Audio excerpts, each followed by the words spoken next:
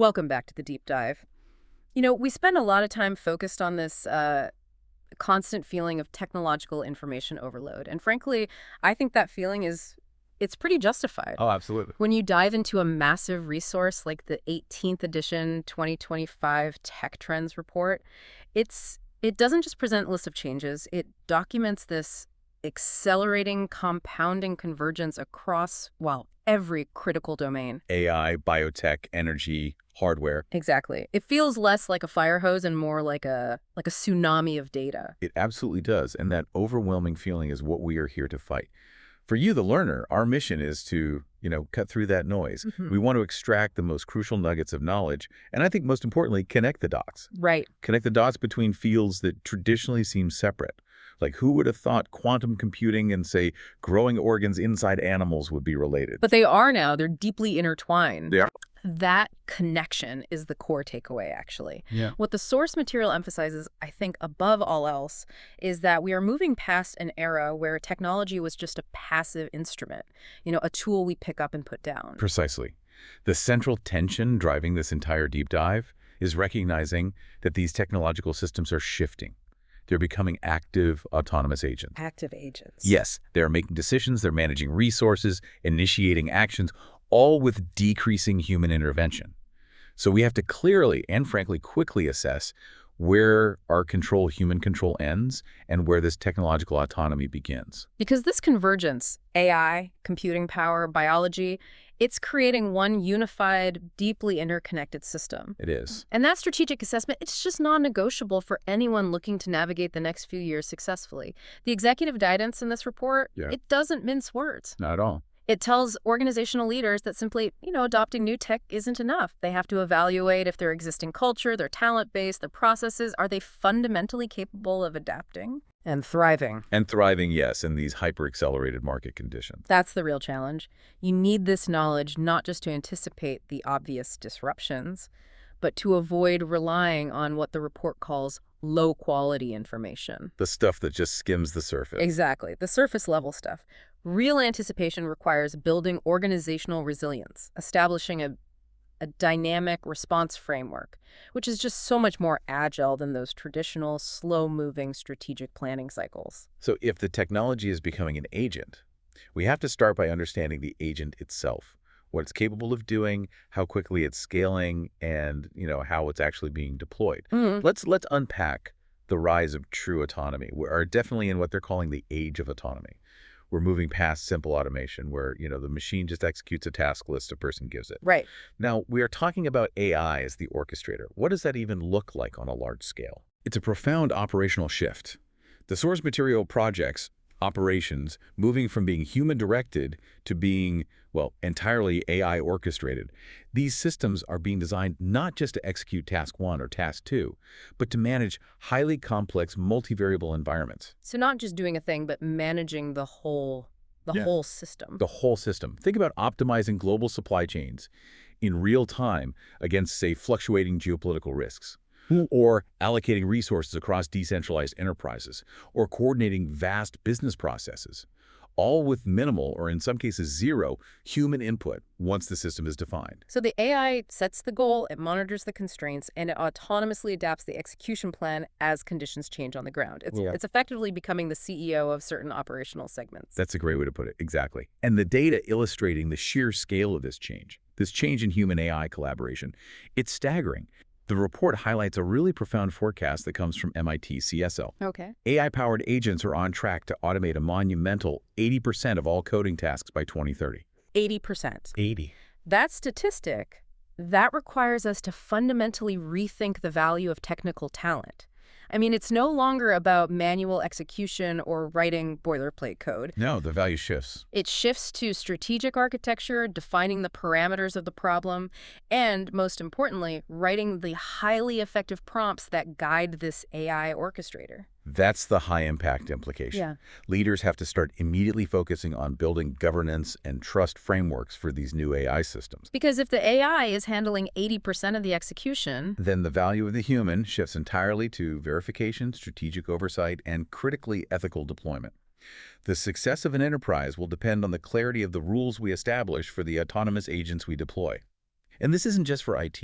No, it's bleeding everywhere. It's moving quickly into cross-functional mission-critical operations. Mm. Think financial modeling, market entry strategy. Now, for an AI to effectively orchestrate a business process or even just, manage our day-to-day lives, it needs to understand the user on a really deep level. Yeah. And that brings us to what the report identifies as personalized large action models, or PLAMs. You call them the invisible manager, but that still might be underselling their potential impact. I think it might. PLAMs are the next evolution beyond the standard LLMs we're used to. They're highly personalized AI models, trained specifically on individual behavioral patterns, preferences, long-term goals. So it's not just my search history. Not at all. They don't just predict what you might do. They are granted the authority to act on your behalf. So imagine an AI that doesn't just suggest a negotiation strategy for a deal you're running, Okay. but actually steps in and negotiates the terms, books the necessary travel, and manages all the logistics that follow. And it does all of that based on a deep understanding of your specific individual priorities and risk tolerance. And a lot of this happens at the edge, right? Right. On your device, not in some distant cloud. That seems key for privacy. That edge computing focus is absolutely key. It's how you maintain that deep personalization while addressing some of the core privacy concerns. But what's fascinating here is the focus on reliability. Autonomy is only valuable if the action is successful in the real world. Sure, it can't just be mostly right. Exactly. The source material uses a great little anecdote from Microsoft's work on their large action model, their LAM, to illustrate how hard this is. They began training the model with 76,000 task plan pairs, a massive amount of raw data. 76,000, and what did that boil down to? Well, this is the kicker. They ultimately had to narrow the training to a final, reliable set of only 2,000 successful action sequences. Wait, from 76,000 down to 2,000? Yes, that massive reduction shows the immense challenge of taking broad linguistic understanding and translating it into reliably successful actions in a chaotic, real-world environment. And AI needs to be perfectly precise, not just broadly correct. Right. If a human error in code is a bug, an error in an action model could be a financial disaster. That focus on reliable action really underscores the next trend then. Because if the AI is performing this kind of complex orchestration, our traditional computing interfaces, clicking a mouse, typing on a keyboard, they're just too slow. Way too slow. Too restrictive. The interface itself has to evolve to keep pace. So how is it evolving? Well, this leads us to how AI is fundamentally reimagining computing interfaces. The ultimate concept is the LLM as the operating system. The LLM is the OS. Yes. We stop seeing the LLM as a sophisticated app running on the OS, and we start viewing it as the core kernel itself. Which means the LLM takes over all the heavy lifting. It automates the sophisticated routine stuff like file management, permission settings, application coordination. And you don't have to manually intervene. Yeah. Instead of navigating a complex hierarchy of menus in a graphical user interface, the GUI, you just shift to conversation-based commands. It's a system built around desired outcomes. That's it. You wouldn't open a spreadsheet app, find the file, run a macro. You would simply say, LLM, analyze the Q3 data for the London office, summarize the 3 greatest anomalies, and email the draft summary to the CFO by 4 p.m. And the LLM just executes that whole chain of actions. Across multiple latent applications, yes. And a wonderful side effect of this is that it makes technology inherently more accessible. The tech adapts to human communication, not the other way around. And to enhance that adaptation, we're seeing the rise of generative user interfaces, or GenUI. This is where the interface isn't static anymore. It's literally created on the fly. GenUI represents a massive paradigm shift. Generative AI dynamically creates and modifies interface elements in real time. It's responding to both your explicit requests and your implicit behavioral patterns. Okay, give me an example. Imagine 2 different users looking at the same corporate dashboard. The AI might dynamically generate a structured numerical table for one user because their patterns show they prefer quantitative data. But for me, For you, it might generate a visual timeline Keith layout because it sees you respond better to historical context. so the interface is adapting to my mental state and what I'm trying to do, not just to my screen size. It's fluid. It's completely fluid and personalized to the point where no 2 people might be using the exact same interface at the exact same time. It helps manage the cognitive load. But creating and running these massive, personalized, constantly evolving models, That must be incredibly compute intensive. Off the charts. And that immense complexity is driving a really smart counter-trend to these monolithic single-purpose models, Which is, the adoption of modular AI design. I find this idea particularly smart. If you build one massive model to handle everything, it just seems so inefficient and expensive. And it is. Modular AI solves that by breaking the system down into specialized independent components. You can think of them as distinct bricks. So you have a language brick, a financial modeling brick, a visual recognition brick. Exactly. And the cost efficiency comes from the fact that the system only dynamically activates the relevant bricks needed for a specific task. Okay, so you're not firing up the whole engine just to, write an email. Precisely. This significantly reduces the computational and, crucially, the energy costs involved. It also dramatically improves scalability and reduces latency. Research has already shown that even within existing monolithic LLMs, the neural network layers in individual neurons naturally specialize anyway. So this just validates the architectural logic. And that level of optimization has to be critical because the sheer infrastructure costs required to power this age of autonomy. It's leading to some unprecedented strategic moves by the world's largest tech companies. That optimization is essential because of the sheer cost of keeping the lights on. Which brings us precisely to our next major section, the unseen infrastructure that's required to power all of this. Okay, let's talk about power. Because the demands of AI are driving major tech players to become, well, essentially utility companies, the exponential energy consumption required for training and running these large models. It sparked what the report calls the nuclear renaissance. This trend is one of the most unexpected strategic shifts in recent years. Hmm. I mean, historically, data centers have chased cheap renewables, right? Rare. Solar, wind. Sure. But AI requires a density and a reliability that renewables alone just can't guarantee 2047, especially for training runs that can take weeks or even months. So the intermittency is the killer. It's the killer.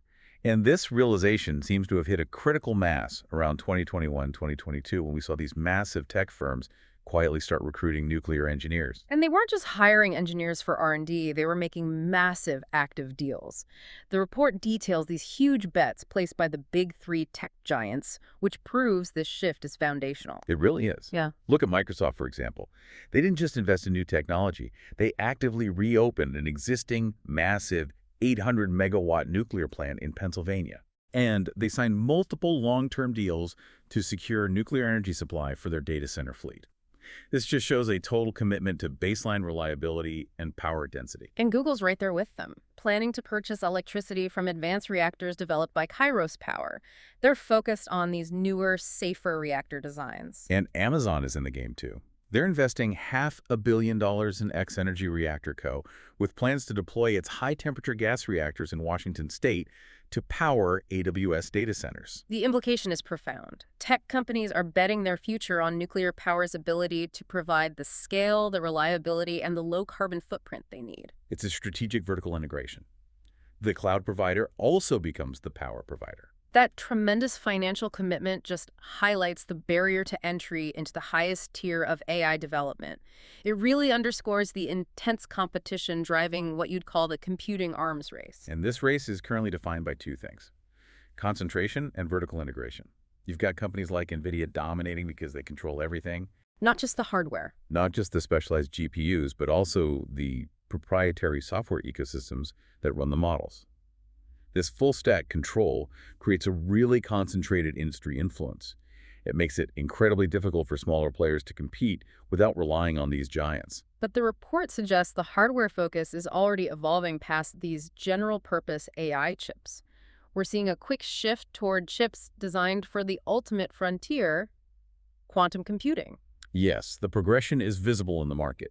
You can see it in moves like the transition from generalized hardware to highly specialized quantum computing chips. For instance, AWS's Ocelot giving way to Microsoft's Majorana 1. This signals an intense commercial push to make quantum computing viable, at least in the near term. But we're not quite in science fiction territory yet. What are the key quantum hurdles that the industry is still facing, despite all these massive investments? The primary issue, and it's a big one, remains decoherence. It's often just referred to as environmental noise. Okay, break that down for us. Qubits, unlike classical bits, rely on these really fragile quantum phenomena like superposition and entanglement.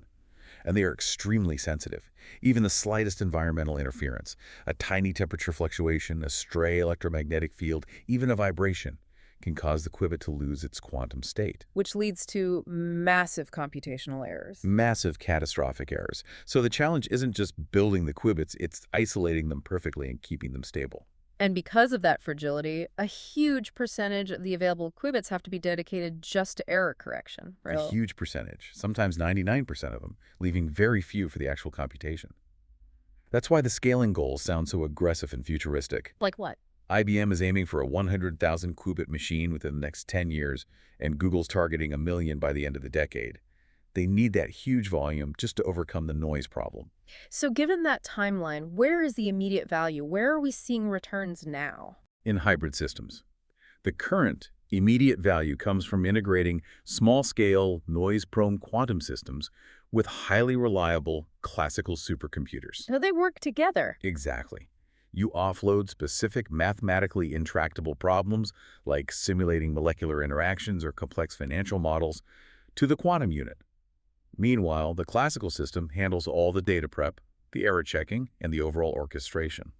We're also seeing genuine progress in quantum networking, moving past those old two-node lab setups to research demonstrating entanglement successfully across 3 nodes in a real-world city. Okay, so we're building nuclear plants to power our data centers, and we're simultaneously racing toward quantum scale.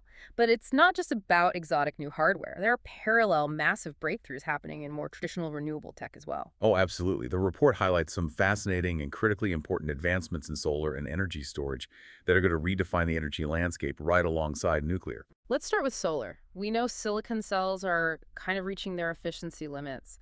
What new materials are pushing the boundaries? The focus is heavily on perovskite cells. These are cheaper, often more flexible, and potentially more sustainable than traditional silicon. And they're also being developed in tandem setups.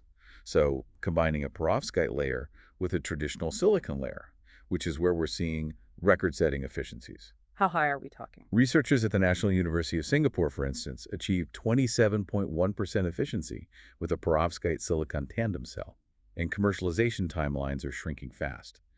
Sekisui Chemical is planning for flexible, lightweight perovskite cells to be commercialized by 2025. 27% is impressive, but the real showstopper in the source material is that breakthrough from Lehigh University. Tell me about the 190% external quantum efficiency. That sounds like it defies the laws of physics. It does sound impossible, because the theoretical maximum for converting light into electricity in silicon is around 33%. So what does 190% mean? It doesn't mean it's producing more energy than it receives. It means that for every incoming photon of light, the material is stimulating nearly 2 electrons. That's what external quantum efficiency measures. How does it do that? It's all material science innovation. They're using copper atoms embedded in germanium selenide layers. This configuration allows the material to capture energy that is typically lost as heat. Ah, It's a okay. process called singlet fission. It's fundamentally rethinking how light is absorbed and converted, pushing past those old single-junction limits of silicon by harvesting energy that we used to consider waste heat. The potential is just massive. So if we can generate power more efficiently, we still need to store it safely and densely. That leads us to next-gen batteries. Yep, and we're seeing rapid advancement in 2 key areas here. First, solid-state batteries. They're replacing the heavy, flammable liquid electrolytes of lithium-ion with solid materials. Which makes them safer. Dramatically safer. It also extends their lifespan and increases their energy density. Toyota, for example, is focusing its development on achieving a 621-mile range for EVs with a lightning-fast 10-minute charge time.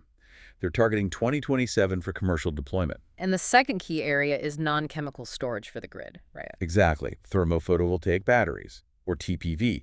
These don't rely on chemical reactions like lithium-ion.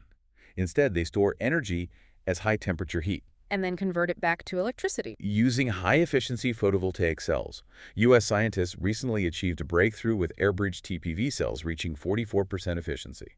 And why is that so important for the grid? Because it's highly viable for large-scale, stationary, grid-scale energy storage. It offers a scalable, robust, and geographically versatile alternative to current lithium-ion solutions. It's how you integrate huge amounts of renewables. So the infrastructure itself is evolving at a cellular and material level. To power this AI-driven world. Yes. And that cellular material level change isn't confined to data centers and power grids. It's flowing directly into the physical world, redesigning materials and even biology itself. Let's move into our third major area, engineering the world. We've established the immense power required for this AI age. Now let's look at how that power is enabling us to physically redesign our environment and even life itself. Starting with metamaterials, we're talking about substances where the rules of nature are essentially being rewritten. That's the perfect way to frame it. Metamaterials are revolutionary because they are substances engineered at the microscopic level, and the key word is engineered. Not discovered. Not discovered. They're engineered to manipulate fundamental forces like light, sound, heat, and mechanical stress in ways that are simply impossible with naturally occurring elements. This is a profound shift from the traditional process of discovering materials to proactively designing their properties from scratch. So instead of finding a material that happens to be strong, we're designing a microlattice structure that makes the material strong in a specific direction, or maybe even completely soundproof. How does that manipulation actually work at the micro level? It relies on building these precise sub-wavelength geometric structures that interact with energy waves in unusual ways. For instance, in acoustic metamaterials, the design incorporates structures that can induce a negative mass density or a negative bulk modulus. Which means It forces sound waves to refract in ways that are, impossible in nature. It effectively shields an area from noise. We're moving from macro-scale material properties to micro-scale geometric function. and the practical applications cited in the report are already impacting the built environment. They are, and the implications for energy efficiency and urban quality of life are huge. Metamaterials offer the opportunity to incorporate advanced functions, like thermal regulation and sound management, directly into core building materials. So our cities could be dramatically quieter. Quieter, requiring far less active climate control due to enhanced thermal insulation. Just generally functioning as more resilient, self-managing structures. Now, if we can engineer materials, the next logical step is engineering life. The report details how biotechnology is fast becoming a manufacturing platform, and this moves well beyond traditional pharma. It really does. It encompasses 5 core domains that are converging and driving exponential progress. Biocomputing, biomachine interfaces, biomaterials, biomolecules, and biosystems. We're watching the transition of living cells into microscopic, highly sophisticated, environmentally friendly factories. What kind of factories? Well, microbes are already being engineered to convert waste into valuable chemicals, replacing traditional, often energy-intensive chemical plants. And CRISPR technologies are moving quickly from the lab to patient-ready therapies that can correct genetic diseases at the source. A major hurdle in tissue engineering has always been complexity, right? Moving beyond simple things like skin or cartilage to things that are vascularized and multi-layered. That brings us to bioprinting complexity. It's exactly. Next-generation bioprinters, developed by companies like Cellink and Organovo, are solving that vascularization problem.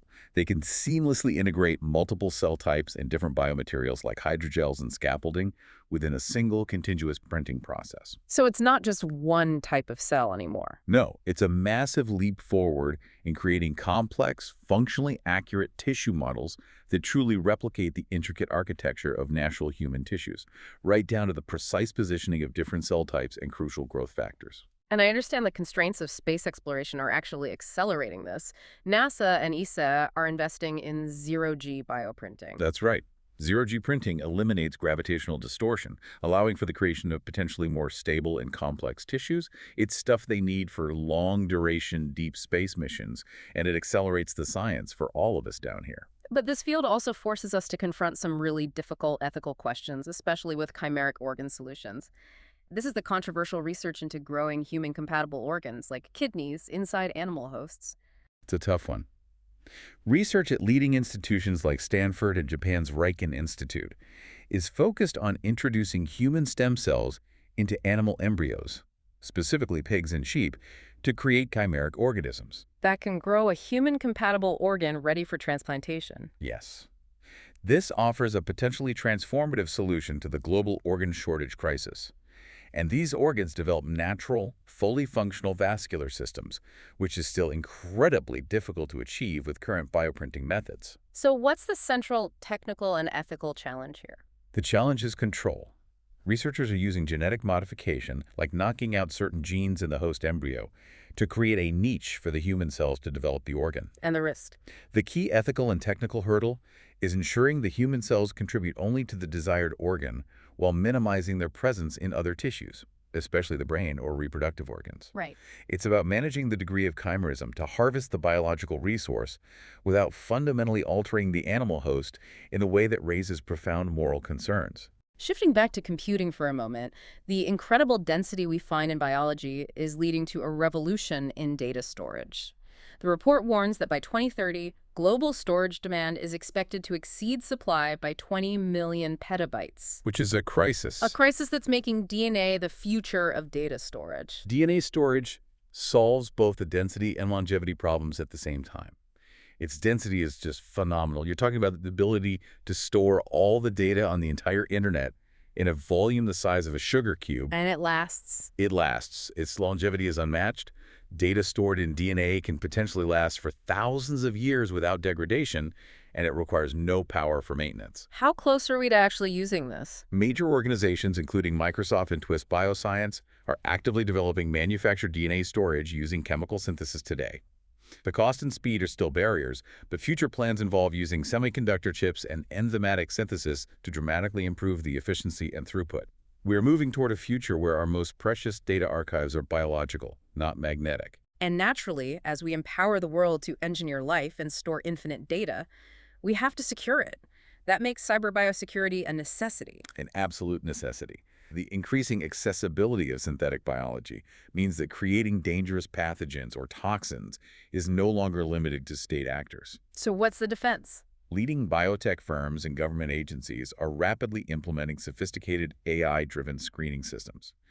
These systems function as a digital security shield, running advanced algorithms in real time to detect and block potentially dangerous genetic sequences or precursors to them within the DNA synthesis orders they receive. It's a multi-layered verification system. Essential to protect the integrity of the whole field.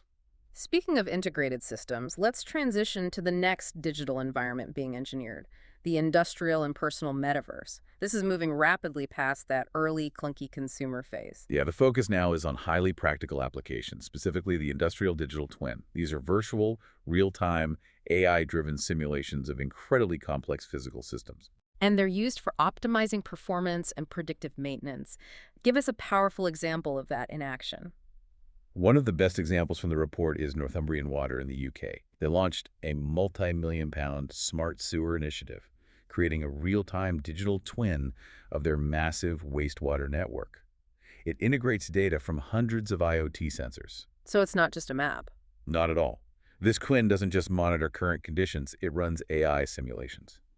When heavy rain is predicted, the twin runs ahead of the live network to forecast potential flooding or overflow points.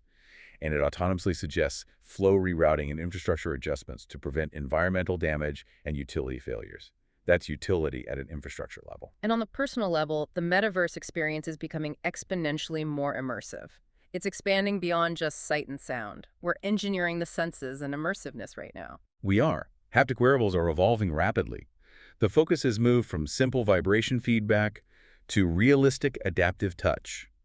Research from the Max Planck Institute on silent CQE electrohydraulic actuators has allowed for the expansion of tactile sensations to include complex pulses and pressures. And I saw MIT has developed adaptive haptic gloves. Yes, that can record and replay touch, essentially allowing the wearer to feel the same pressure and motion experienced by the recorder.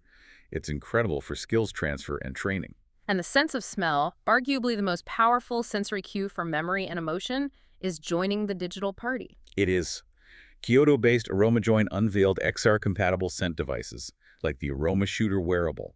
It's a neck-worn scent collar that delivers rapid, on-demand bursts of fragrances that are compatible with virtual reality experience. Moving beyond passive consumption to active, multisensory immersion. That's the goal. All these interfaces, haptics, scent, they're all trying to increase the bandwidth between the human brain and the digital world. The ultimate vision, though, is a direct neural connection. The report details what it calls the neural tapestry scenario. This is the cutting edge of speculation. Precision-guided swarms of medical nanobots, weaving connections directly through the nervous system. To drastically increase bandwidth between the brain and digital systems. By a factor of 1,000 or more, potentially. That's the sci-fi dream, or maybe nightmare, of ultra-fast, Seamless communication, immediate sensory transfer, cognitive enhancement. It is the ultimate interface. But the report is careful to ground this in reality. While the potential is transformative, the current market reality shows that most consumers are highly resistant to invasive implanted devices. So non-invasive is the way to go for now. For the short term, absolutely. Yeah. Non-invasive BCIs, brain-computer interfaces, will dominate the commercial market. And we're seeing significant breakthroughs, like Carnegie Mellon's work on improved external systems that address the current signal quality limitations using enhanced sensing methods. So we've established the incredible power and speed of these converging technologies, autonomous AI, nuclear power, chimeric organs, neurointerfaces. But this speed, this scale and convergence, it inherently introduces immense risk and complexity. It has to. And that forces us into the final critical section, the choices we must make regarding ethics, bias, and the urgent fight for digital control. As we integrate these powerful systems into every facet of our lives, the potential for AI's unintended societal harms and bias becomes immediate and systemic. We have to start with the hard, uncomfortable findings about linguistic discrimination embedded in these models. The study from the University of Chicago and collaborating researchers reveals something truly shocking. Pervasive racial-linguistic bias, embedded deeply within foundational language models. These systems demonstrated strong negative biases against speakers of African American English, AAE, often generating negative stereotypes or low-quality prejudice responses. And what's so alarming to me is the historical comparison. The AI models were generating stereotypes that were more negative than the attitudes actually recorded from humans in social surveys dating back to the 1930s. It's unbelievable. It reveals a critical failure mode of large language models. They don't just passively reflect historical societal biases. They amplify them. In many cases, yes. Mhm. Because they are trained on these massive unfiltered data sets that contain years of subtle, covert, and sometimes overt discrimination, the AI can amplify these subtle forms of prejudice, like dialect bias. It makes them appear stronger and more rigid in the digital sphere than they are in current analog society. And this complexity of bias extends to the very institutions building these models. We have to discuss the critical controversy around mission drift and alignment. This is when organizations explicitly founded for AI safety start engaging in defense operations. Right. The report details the significant scrutiny directed at the Palantir and Anthropic partnership. Anthropic was created with a core mandate focused on developing AI systems aligned with human values and preventing catastrophic misuse. And yet, They're deploying their sophisticated Claude models for U.S. government intelligence and defense operations via Palantir's platforms. Palantir markets this as offering an asymmetric AI advantage, using these supposedly aligned models in classified environments for critical decision support. The conflict is clear. Critics argue that using the technology in operations that involve surveillance, military strategy, or classified intelligence, it directly conflicts with the foundational principles of safety and alignment that Anthropic was built upon. It forces this public and internal conversation about whether a company can genuinely maintain a mission focused on human safety while simultaneously integrating their powerful systems into the operations of sensitive governmental defense organizations. It's an unavoidable tension. Moving from institutional conflict to personal privacy, let's address the rapidly escalating threat of surveillance, misinformation, and trust erosion, particularly focusing on the surveillance workplace. The shift toward remote and hybrid work has acted as a huge accelerator for monitoring technologies. Private companies are deploying advanced AI-powered surveillance platforms, and critically, they face significantly fewer legal limitations than law enforcement. Which is constrained by the Fourth Amendment in the U.S. Exactly. And the scope of this surveillance is comprehensive. The report highlights major corporations, Walmart, Starbucks, Chevron, Delta using platforms like Aware. What exactly is this platform doing? Aware uses AI to analyze massive volumes of employee communications across platforms like Slack, Microsoft Teams, even public forums like Reddit. And the stated goal is what? Compliance. The stated goal is often compliance, preventing harassment or detecting insider risk. But the underlying capacities for broad, continuous monitoring and sentiment analysis of workplace conversations. It's about gauging employee needs, identifying trends, ensuring adherence to internal policy. The scope of this pervasive analysis raises fundamental concerns about digital privacy, psychological safety, and most importantly, trust within the organization. And then outside the firewall of the corporation, we are all grappling with the synthetic tsunami. This low-quality, hallucination-ridden content, sometimes called AI slop, that is rapidly inundating search results and news feeds. The societal cost is multifaceted. First, there's just the volume, the sheer amount of low-substance content that consumes our attention. Second, there's the threat of sophistication. Deep fakes. The rapid rise of deepfakes and AI-generated synthetic identities being used for incredibly advanced financial fraud, identity theft, and political misinformation campaigns. The FBI has explicitly warned that fraudsters are leveraging AI to craft highly convincing scams and generate convincing synthetic identities to open fraudulent financial accounts. So we're seeing an AI versus AI fight, with financial institutions racing to adopt AI security to fight AI-powered fraud. I think the stat was 70% are expected to adopt AI security solutions by 2025. Right, but regardless of who wins that technological battle, the constant barrage of synthetic information has a secondary, more insidious effect: the erosion of trust. When we can no longer reliably distinguish between authentic and synthetic news or images or even voices, our critical infrastructure for understanding the world, our shared belief in institutional facts and journalistic integrity, it just begins to collapse. And finally, we have to look at the personal cost of digital affluence. The psychological toll of living in this hyper-optimized, constantly connected, AI-driven environment. The report brings up a deeply troubling example concerning AI safety negligence. It highlights the fact that AI companies possess the technical ability to enforce safety rules, yet they apply them very selectively. What do you mean? For instance, large systems like ChatGPT have the necessary tools to detect and shut down conversations about copyrighted material or intellectual property theft. Okay, so the mechanism exists to enforce corporate safety rules.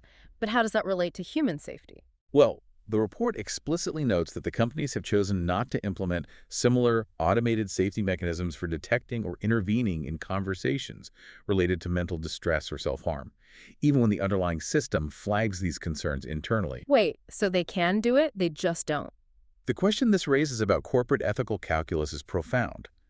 Why is the safety mechanism deployed to protect intellectual property or financial liability, but not deployed to prioritize human life and mental well-being when the underlying technology required for intervention clearly exists? That failure to prioritize personal well-being naturally drives the counter-movement toward reclaiming personal boundaries, highlighting the growing urgency of digital minimalism. Digital minimalism, as articulated in the source material, is a philosophy that requires a high degree of intentionality.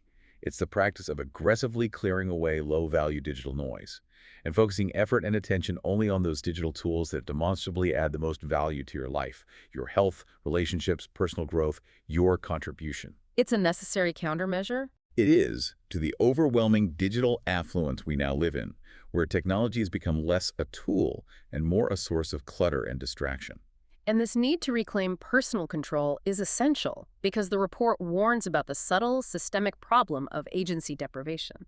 This occurs when AI systems silently make choices for users that significantly impact their autonomy, entirely outside their view or control.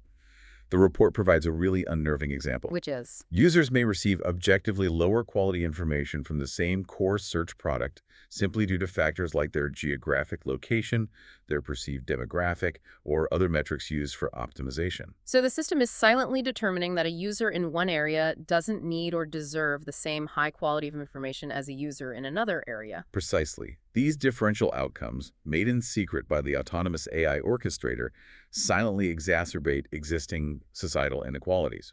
Critical, agency-impactful choices, like what information you receive, are made for the user, not by the user. It limits their capacity for informed decision-making. This has been a truly comprehensive exploration. We started with AI taking over the orchestration of industry, moved through the nuclear and quantum-powered infrastructure required to run it, Explored the fundamental rewriting of materials and biology. and finished with the urgent ethical struggle for control over the resulting system. It is a complete accelerating loop of convergence. The key is understanding that none of these trends, the energy crisis, the biotech breakthroughs, the surveillance systems, they don't exist in isolation anymore. They feed directly into and rely upon one another. This deep dive into the 2025 Tech Trends Report has laid bare the complexity of this hyper-accelerated world. Let's just briefly synthesize the major interconnected themes we've uncovered for you. We established the age of autonomy, moving beyond simple automation to AI agents and personalized large action models acting as orchestrators. Fundamentally redesigning the computing kernel itself with the LLM functioning as the new operating system. Then we discuss the immense cost of this acceleration, driving major strategic investments in the nuclear renaissance for guaranteed power density. Accelerating the hardware shift toward overcoming quantum decoherence, and simultaneously achieving breakthrough efficiencies in solar and reliable grid storage via TPV batteries. Right. And on the physical engineering side, we witness the rewriting of nature's rules, from metamaterials design at the microscopic level to control sound and heat. To biotech functioning as a true manufacturing platform, creating complex bioprinted tissues and challenging frontiers like chimeric organ development. And that confluence of power brings with it the critical choices.